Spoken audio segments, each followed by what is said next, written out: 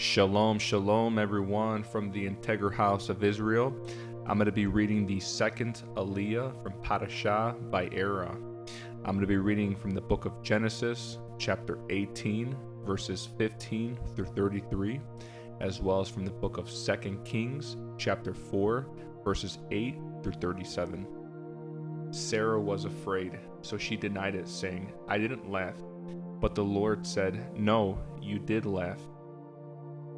Abraham intercedes for Sodom. Then the men got up from their meal and looked out towards Sodom, and they left. Abraham went with them to send them on their way. "Should I hide my plan from Abraham?" the Lord asked. "For Abraham will certainly become a great and mighty nation, and all the nations of the earth will be blessed through him. I have singled him out so that he will direct his sons and their families to keep the way of the Lord by doing what is right and just. Then I will do for Abraham all that I have promised." So the Lord told Abraham, "I have heard a great outcry from Sodom and Gomorrah because their sin is so flagrant. I am going down to see if their actions are as wicked as I have heard. If not, I want to know." The other men turned and headed toward Sodom, but the Lord remained with Abraham. Abraham approached him and said, "Will you sweep away both the righteous and the wicked? Suppose you find 50 righteous people living there in the city. Will you still sweep it away and not spare it for their sakes? Surely you wouldn't do such a thing, destroying the righteous along with the wicked. Why? You wouldn't be treating the righteous and the wicked exactly the same. Surely you wouldn't do that. Should not the judge of all the earth do what is right?" And the Lord replied, "If I find 50 righteous people in Sodom, I will spare the entire city for their sake." Then Abraham spoke again, "Since I have begun, let me speak further to my Lord, even though I am but dust and ashes. Suppose there are only 45 righteous people rather than 50. Will you destroy the whole city for lack of 5? And the Lord said, "I will not destroy it if I find 45 righteous people there." Then Abraham pressed his request further, "Suppose there are only 40. And the Lord replied, "I will not destroy it for the sake of the 40. "Please don't be angry, my Lord," Abraham pleaded. "Let me speak. Suppose only 30 righteous people are found." And the Lord replied, "I will not destroy it if I find 30. Then Abraham said, "Since I have dared to speak to the Lord, let me continue. Suppose there are only 20. And the Lord replied, "Then I will not destroy it for the sake of 20. Finally, Abraham said, "Lord, please don't be angry with me if I speak one more time. Suppose only 10 are found there." And the Lord replied, "Then I will not destroy it for the sake of 10. When the Lord had finished his conversation with Abraham, he went on his way, and Abraham returned to his tent. Next, I'll be reading from the book of 2 Kings, chapter 4, verses 8 through 37. One day, Elisha went to the town of Shunem. A wealthy woman lived there, and she urged him to come to her home for a meal. After that, whenever he passed that way, he would stop there for something to eat. She said to her husband, "I am sure this man who stops in from time to time is a holy man of God. Let's build a small room for him on the roof and furnish it with a bed, a table, a chair, and a lamp. Then he will have a place to stay whenever he comes by." One day Elisha returned to Shunem, and he went up to his upper room to rest. He said to his servant Gehazi, "Tell the woman from Shunem, I want to speak to her." When she appeared, Elisha said to Gehazi, "Tell her, we appreciate the kind concern you have shown us. What can we do for you?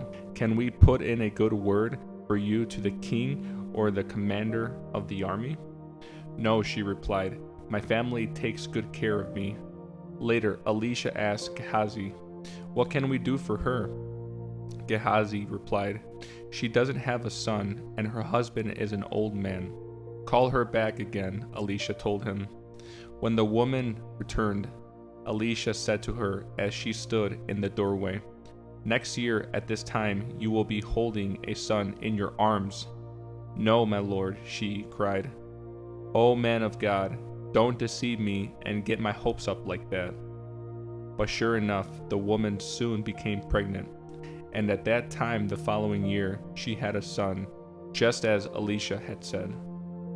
One day when her child was older, he went out to help his father, who was working with the harvesters. Suddenly he cried out, "My head hurts, my head hurts."